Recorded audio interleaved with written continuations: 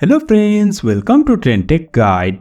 Today I'll show you how to share Google Drive link on WhatsApp. So if you are new to our channel, don't forget to subscribe. So let's start.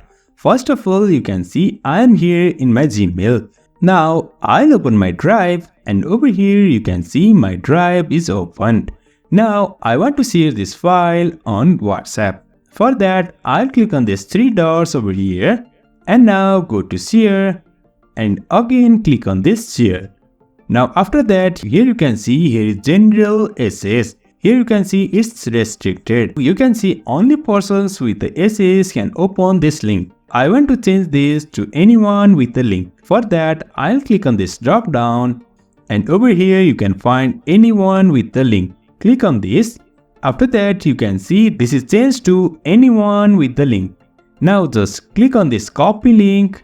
And after that, go to WhatsApp and over here just paste this and enter. And you can see I have successfully shared this link on WhatsApp.